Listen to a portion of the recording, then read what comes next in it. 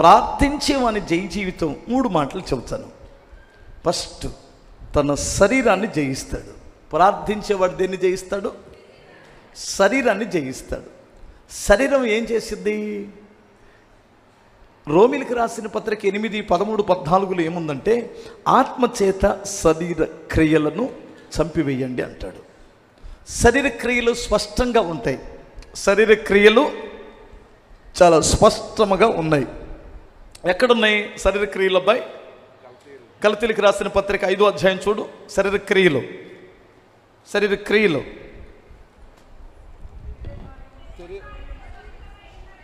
శరీర కార్యములు స్పష్టమై ఉన్నవి.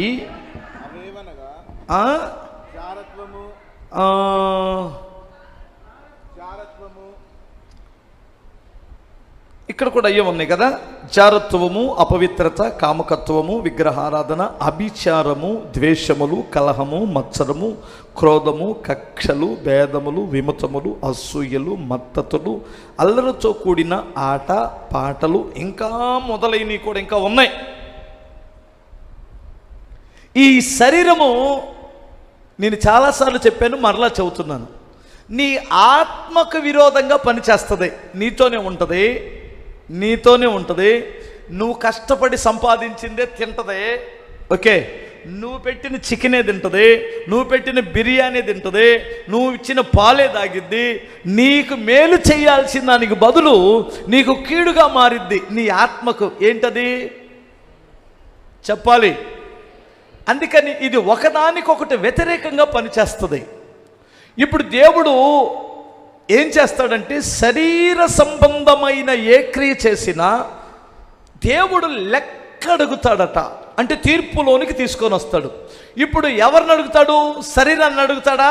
ఆత్మను అడుగుతాడా? ఈ ఎదవేశాలేసిన శరీరం ఎక్కడ పోయింది? మట్టిలో పోయింది. గమనించారా? ఈ రెండు కలిసి కాపురం చేస్తున్న భర్త ఆత్మ, భార్య శరీరం అనుకుందాం, ఎందుకంటే కాపురం చేస్తుంది. ఇప్పుడు ఇది ఎక్కడే పోయింది కదా. హాయ్ బాయ్, నువ్వు వెళ్ళు, నేను ఎక్కడే ఉన్నాను ఉండిపోయింది. ఇప్పుడు ఈ ఆత్మ దేవుడు దయచేసిన దేవుని యొద్దకు వెళ్ళిపోయింది. అంతే కదా. ఇప్పుడు దీన్ని లెక్కడిగేది శరీరాన్న ఆత్మన? శరీరం ఏమైంది?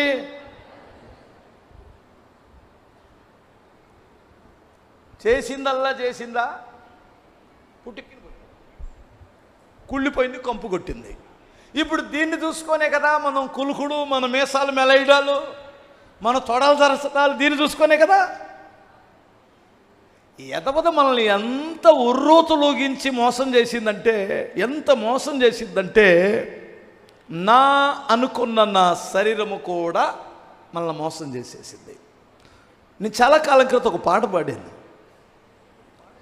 ఓటి పడవా వయసని తెలిసి నీటి బుడగా బ్రతుకని తెలిసి, ఓటి పడవా వయసని తెలిసి నీటి బుడగా బ్రతుకని తెలిసి తెలియక చేసిన పాపము, తెలియక చేసిన పాపము తలసి కుమిలితినయ్యా యేసయ్యా, తలసి కుమిలితినయ్యా. కొండపై నీవన్న మాటను నా గుండె కరిగించెను, బండవంటి నా హృదయముని, బండవంటి నా హృదయము హిమ కండమాయను,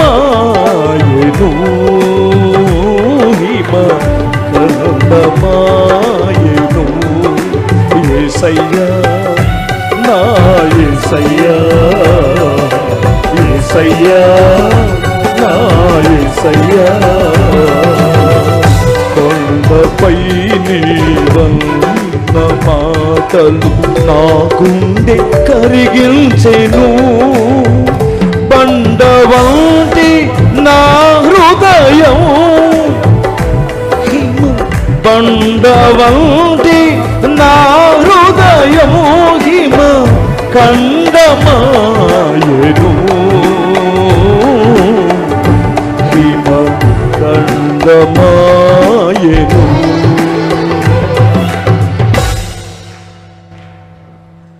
ఇంకో చరణం పాడుతాను, మీరు కూడా వినండి. లోకులతో నిందించబడి తిని, రాళ్లతోనూ కొట్టబడి తిని, లోకులతో నిందించబడి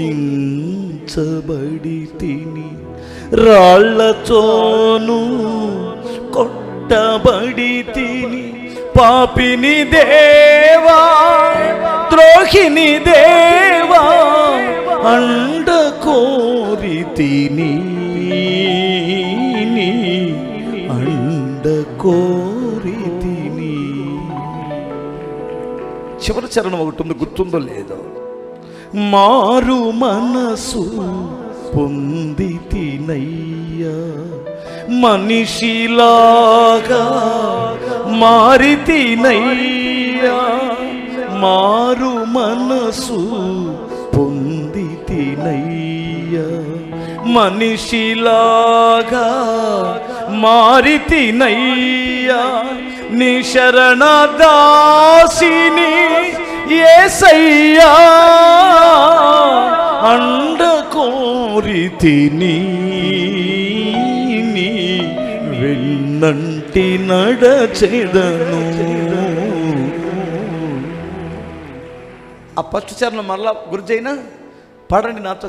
ఓటి పడవ వయసని తెలిసి, నీటి బుడగా బ్రతుకని తెలిసి, ఓటి పడవ వయసని తెలిసి, నీటి బుడగా బ్రతుకని తెలిసి, తెలిసి తెలియక చేసిన పాపము, తెలిసి తెలియక చేసిన పాపము, తలసి కుమిలి తినయ్యా యేసయ్యా, తలసి కుమిలి తినయ్యా. ఈ శరీరం ఇలా పాడుకొని పశ్చాత్తాపడి మారు మనసు పొంది ఈ ప్రాణాత్మ దేహాలను నిందారహితముగా మార్చుకునే శరీరం ప్రభు వచ్చినప్పుడు ఇది కూడా లేపబడి, ఈ క్షయమైపోయిన ఈ శరీరం అక్షయతను ధరించుకొని ప్రభు ఎదుట నిలుచుంటుంది. అందుకని ఆత్మ శరీరాన్ని లోపరుచుకోవాలి. ఇది కోరే గొంతెమ్మ కోరికలు అన్నీ ఇన్ని కాదు, అవునా కాదా? ఎన్ని కోరికలు కోరిద్దో, ఎన్ని కోరికలు కోరిద్దో. అయ్య బాబోయ్, డబ్బులు ఉండాలి కానీ ఇది సామాన్యమైంది కాదు. ఒక్కసారి మందు తాగితే పొద్దుగూకులు తాగు తాగు తాగు అనిపించింది. ఆ టేస్టు మరి ఏం టేస్టు అర్థం కాల. ఏ బాయ్, ఒక్కసారి కానీ తాగావో నా బిడ్డ, నిన్ను విడిపించేవాడు ఎవడో ఉన్నాడు.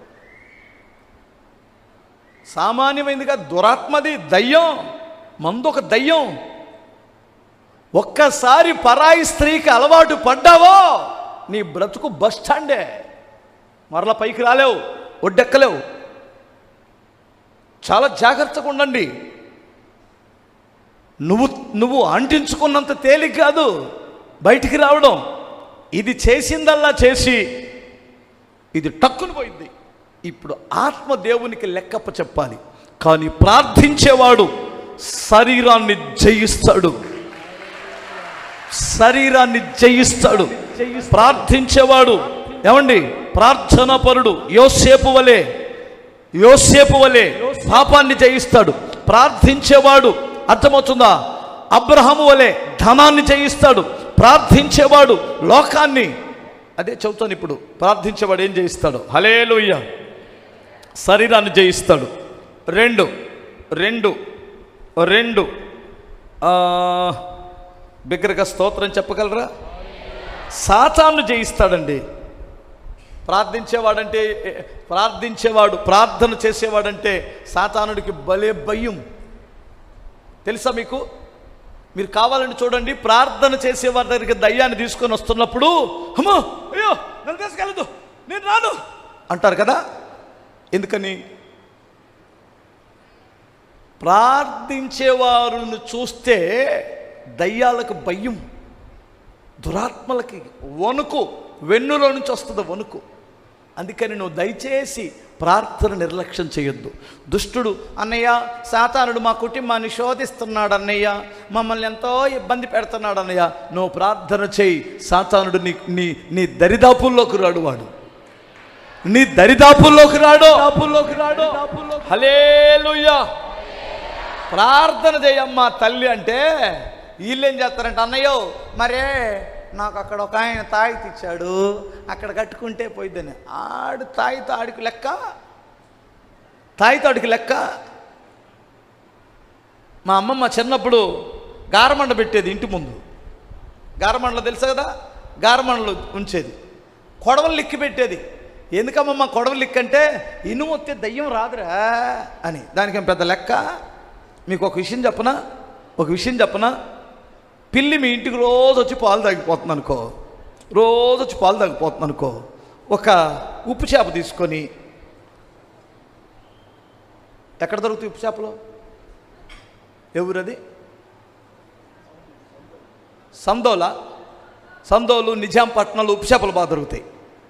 ఉప్పు చేప బాగా పొడువాటి ఉప్పు చేప తీసుకొని వచ్చి పిల్లి దగ్గరికి తీసుకొని వచ్చి, ఇంత పొడుగు ఉప్పు చేపను తీసుకొని వచ్చి, పనికి మాలిందానా పిల్ల రోజు వచ్చి పాలు తాగిపోతాను మోకం మీద పెట్టి కొట్టావనుకో పారిపోయింది కదా.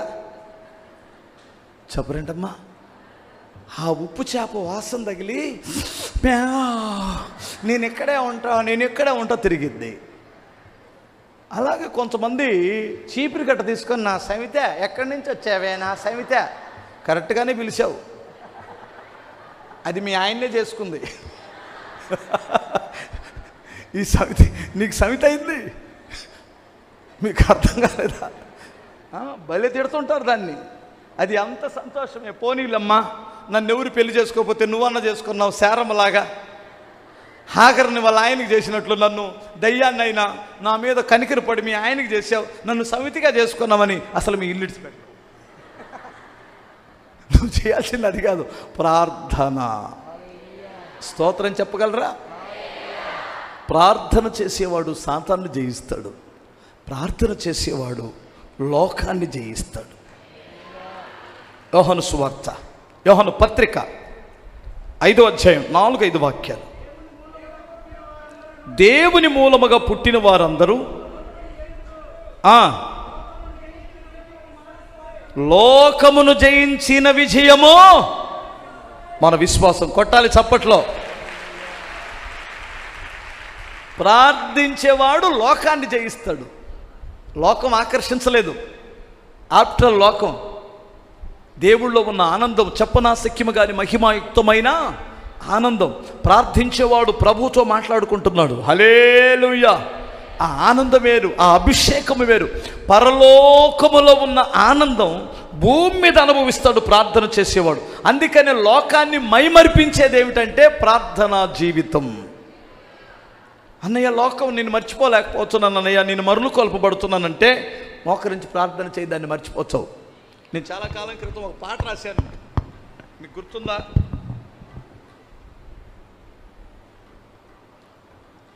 నిన్ను తలచి నన్ను నేను మరచి నీ సాక్షిగా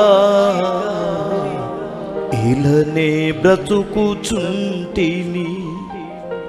నిన్ను తలచి నో మరచి నీ సాక్షిగా ఇలనే బ్రతుకుచుంటిని. యేసయ్యా నీ కృపలేకనే బ్రతుకలేను నా యేసయ్యా, నీ కృపలేకనే బ్రతుకలేను. తలచి నన్ను నేను మరచి నీ సాక్షిగా ఇలానే బ్రతుకుచుంటిని. చివరి చరణం పాడదాం. చివరి చరణం.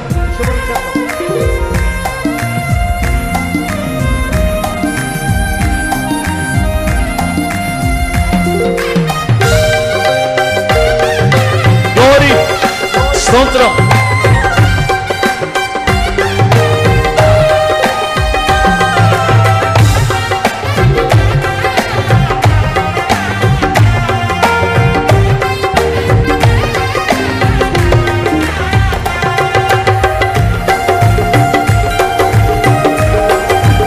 కొట్టాలి.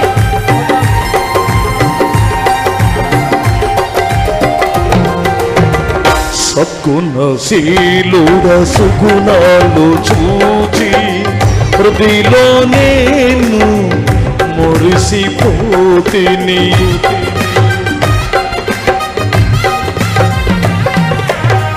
సద్గుణశీలుడ సుగుణాలు చూచి హృదయలో నేను మురిసిపోతే.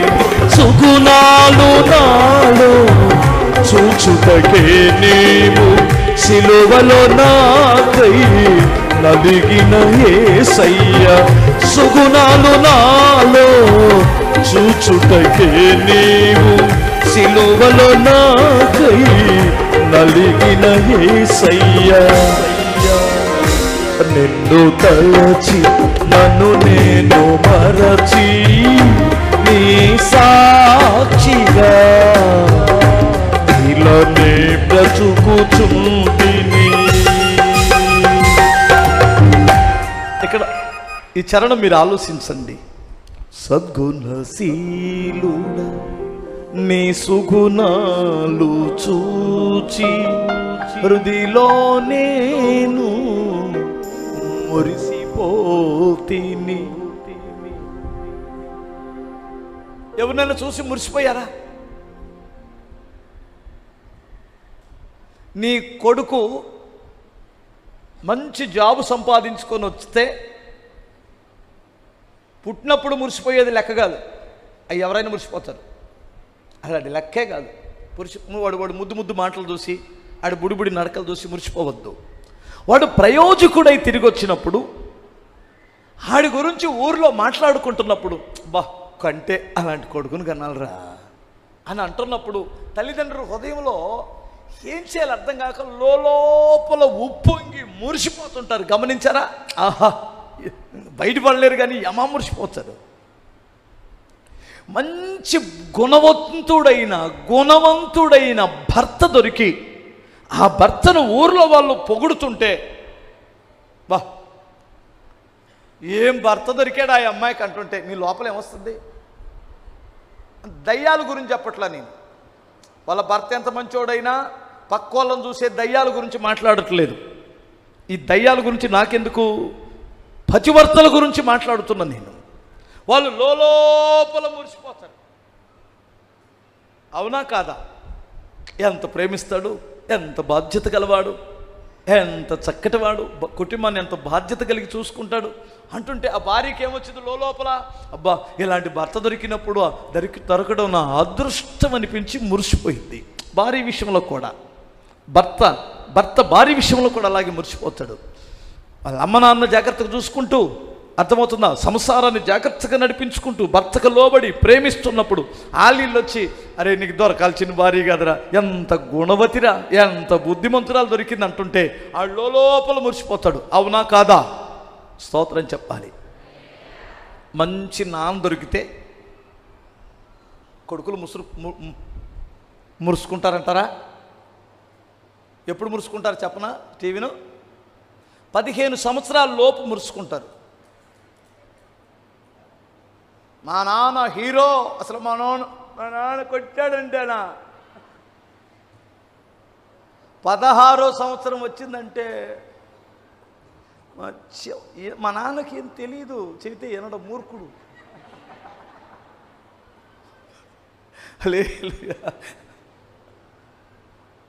ఇంకా 20 వచ్చిందంటే ఏంటంట సోది కబుర్లు, సోది ఇంకా మొదలెడతాడు. అరే నాన్న రమ్మన్నాడు, ఒక మొదలెడతాడు సోది.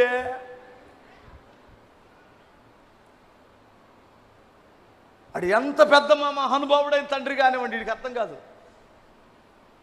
వీడు ఎప్పుడు మురిసిపోతాడో తెలుసా? ఈ నాన్న పోయి ఆడికి పెళ్ళిళ్ళు అయ్యి ఆడి కొడుకులకు 15-16 వచ్చినప్పుడు అసలు మా నాన్న ఇట్లా పెంచాడా మమ్మల్ని,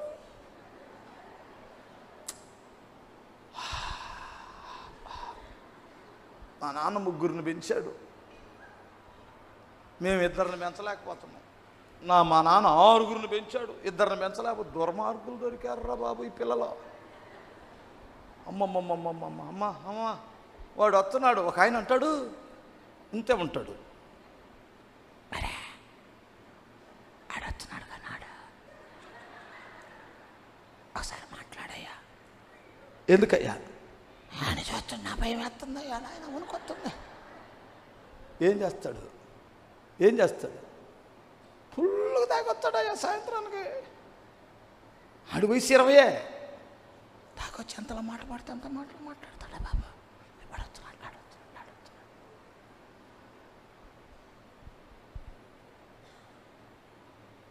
ఇలాంటి కొడుకులు ఉన్నారా? తేజ మిరపకాయలు పుట్టారు. వాడిని కదిలిస్తే వాడి జోలికి మనం వెళ్ళినా మనకే మంట, వాడొచ్చి మనం రాసుకున్నా మనకే మంట. మీకు అర్థమవుతుందా? మన పెదాలకి తగిలిందో తేజ మిరపకాయ 3 రోజుల దాకా మంటపోదు. మనం వెళ్ళి దాన్ని రాసుకున్నామా మన పని అయిపోయినట్టే. తేజ మిరపకాయలు పుట్టిన కొన్ని చోట్ల ఏడుస్తున్నారా తల్లిదండ్రులు? ఆ కొడుకు మంచివాడైతే మురిసిపోతాం కదా. ఇప్పుడు నేనెందుకు మురిసిపోయానో తెలుసా? జీవము లేని దైవారాధనలో నిర్జీవ క్రియలతో మృతుడనైతిని. నాకు దైవభక్తి ఉంది, ఆరాధన ఉంది, కానీ ఏమి లేదు. జీవము లేని దైవారాధనలో నిర్జీవ క్రియలతో మృతుడనైతిని. జీవాధిపతివై నా జీవితానికి నిత్య జీవము నొసగిన యేసయ్యా, నిన్ను తలచి నన్ను నేను మరచి. చివరి చరణం మరల పడతాను. సద్గుణశీలుడా. యేసులో తప్పుందా? యేసయ్యలో కామం, క్రోధం, మదం, మత్సర్యాలు ఉన్నాయా? ఆయన పరిశుద్ధుడు. సద్గుణశీలుడా, నీ సుగుణాలు చూచి నా హృదిలో నేను మురిసిపోతిని. ఎందుకు?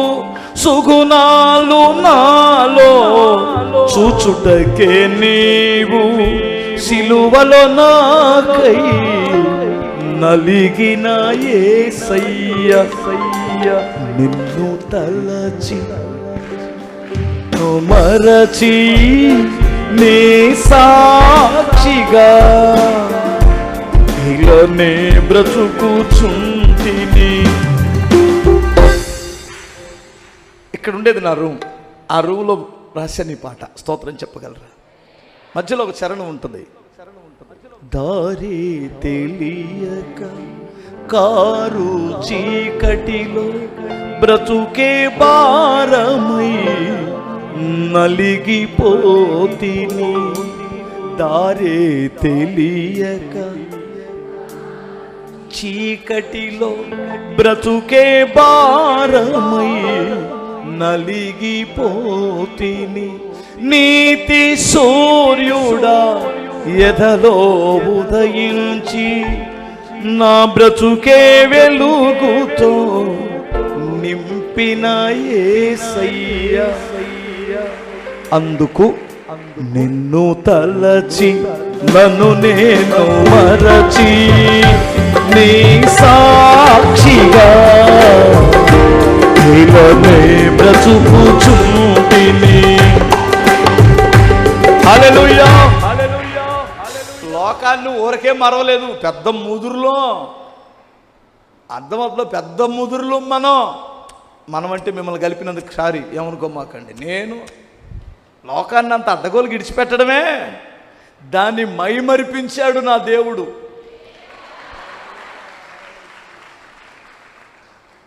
పెళ్లి కాకముందు ఒక ఆడపిల్ల తల్లిదండ్రులకి ఎంత దగ్గరగా ఉంటుందో, వాళ్ళు లేకపోతే బ్రతకలేమని ఏడ్చేస్తారు.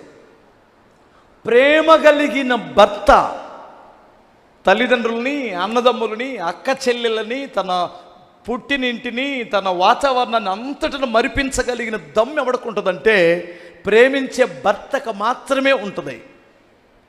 ఈడు కానీ పచ్చి ఎదవైతే, పొద్దుగూకులు గాయపరుస్తుంటే ప్రతి క్షణం అమ్మా నాన్న గుర్తొస్తారు, అన్నదమ్ములు గుర్తొస్తారు, తన ఇంటి వాతావరణం గుర్తొస్తుంది. అవునా కాదా? ఒక భర్తకు మాత్రమే బంధువులని, రక్త సంబంధులని, అన్నదమ్ములని, ప్రపంచాన్ని మరిపించే శక్తి ఉంటుంది. ఈ భర్త అంతకంటే గుణవంతుడైన భర్త దొరికాడు మనకి. అందుకు మర్చిపోయాం. మీకు అర్థమైందా? మీకు ఆ ఎగ్జాంపుల్ అర్థం కావడానికి చెప్పాను. ఎందుకు మర్చిపోతాం? ఏంట్రా బాబు వీళ్ళు యేసు ప్రభువుని నమ్ముకొని అందరూ ఇలా వెళ్ళిపోతున్నారు ఏంటి అంటే, ఆయన లోకాన్ని మరిపించాడు. ఆయన ప్రేమ, ఆయన వాత్సల్యత, ఆయన మాటలు, ఆయన దయ, ఆయనతో ఉన్న సహవాసం లోకాన్ని మరిపించేసింది. అందుకని ఇప్పుడు నేను 3 విషయాలు చెప్పాను. 3ఏనా? ఫస్ట్, ప్రార్థన చేసేవాడు ఏం చేయిస్తాడు? శరీరాన్ని. 2, సాతాన్ని. 3, లోకాన్ని జయిస్తాడు. ఇప్పుడు ప్రార్థనకు ఆటంకం ఏమిటో 3 విషయాలు త్వరగా చెప్పేస్తాను. 3 విషయాలు, ఇంకేం మాట్లాడను, 2 నిమిషాల్లోనే. హల్లెలూయా, బిగ్గరగా స్తోత్రం చెప్పండి. ప్రార్థనకు ఆటంకం ఫస్ట్ నీ శరీరమే. ఏంటి? 4 విషయాలు. ప్రార్థనకు ఆటంకం ఏంటి? నీ శరీరం. లే ప్రార్థన చేసుకుందాం లే అంటే ఇప్పుడు ఏం చేస్తావులే అంటది. దాన్ని ఏడవాల. ఫస్ట్ శరీరాన్ని జయించాలి. 2, మనలో ఉన్న పాపం ప్రార్థనకు దూరం చేసింది. పాపం ఎప్పుడైతే మనలో ఉంటుందో ప్రార్థన చేయలేం. మన వల్ల కాదు, ప్రార్థన నడవదు. పొడిపొడే, ఇంకా పొడి మాటలు, తడిగా ఉండదు. తడి మాటలు, తండ్రి నాయన స్తోత్రం ఏం చేస్తున్నాం వాడికి అర్థం కాదు. లోపల పాపం ఉంది. పాపం ఎప్పుడైతే బయటికి వెళ్ళిద్దో పరిశుద్ధాత్మ దేవుడు లోపలికి వస్తాడు. ప్రార్థన నడిచింది. గమనించాలి, స్తోత్రం చెప్పాలి. 3, సాతాను యొక్క దూతలు, సాతానుడు మన ప్రార్థనను ఆపేస్తాడు. ఎందుకంటే దానియేలు 21 రోజు ప్రార్థన చేస్తే గాబ్రియేలు దూతని దేవుడు పంపిస్తే 21 రోజు ఆయన మధ్యలో ఆపేసిందట, ఆ ప్రార్థన జవాబుకు రానివ్వకుండా. అప్పుడు మిఖాయేలు వచ్చి సహాయం చేస్తే దిగొచ్చాడు ఆయన. ప్రార్థనకి నిన్ను ప్రార్థనలో వెళ్ళనివ్వకుండా, కూటానికి రాకుండా, ఉపవాస ప్రార్థనలు చేయకుండా ఆటంకపరచువాడు సాతానుడు. ఇంకొక ఆటంకం ఏమిటంటే నీలో ఉన్న అవిశ్వాసం. మంత్రాలకు చింతకాయలు రాలుతాయి అంటావా? ప్రార్థన చేస్తే గొప్ప కార్యాలు జరుగుతాయి ఏంటోలే. చూసావా? దయ్యపు మాటలు ఇవి, దయ్యపు మాటలు. ప్రార్థన చేస్తే సూర్యుడు చంద్రుడిని ఆపాడు దేవుడు. ప్రార్థన చేస్తే ఎర్ర సముద్రాన్ని పాయలు చేశాడు. ప్రార్థన చేస్తే ఎరుకో గోడలు కూలిపోయినాయి. ప్రార్థన చేస్తే చచ్చిన వారు బ్రతికారు. ప్రార్థన చేస్తే సింహాసనాలు తల్లక్రిందులైపోయినాయి. ప్రార్థన చేస్తే శాసనాలు మారినాయి. ఇప్పటికీ స్తోత్రం చెప్పగలరు. ప్రార్థన అంత బలమైనటువంటిది. కనుక ప్రార్థనకు అడ్డు నీలో ఉన్న అవిశ్వాసం. ఇప్పుడు ఏంటి అడ్డు? ప్రార్థనకు అడ్డు ఏమిటి చెప్పండి? ఫస్ట్ శరీర బద్ధకం అనుకుందాం. 2, నీలో ఉన్న పాపం. 3, సాతాను యొక్క దూత, అవి ప్రార్థన చేయనివ్వవు. 4, అవిశ్వాసం. వీటిని జయించామనుకో మనకేమొస్తుంది? ప్రార్థన వస్తుంది. ప్రార్థన వస్తే దేవుని సన్నిధిలో పరిశుద్ధులుగా ఉంటాం. ప్రార్థన చేస్తే దేవునికి సమీపంగా ఉంటాం. ప్రార్థన చేస్తే సువాసన కలిగిన వేదికగా సాక్షిగా బ్రతుకుతాం. ఓకే? ప్రార్థన చేసిన వాడికి జయ జీవితం ఏమిటి? నీ శరీరాన్ని జయిస్తావు. సాతాను జయిస్తే నీ గొప్ప విజయం వస్తుంది. లోకాన్ని జయిస్తావు. అప్పుడు ఉన్నతమైన దీవెనలు, ఆశీర్వాదాలు వస్తాయి. హల్లెలూయా.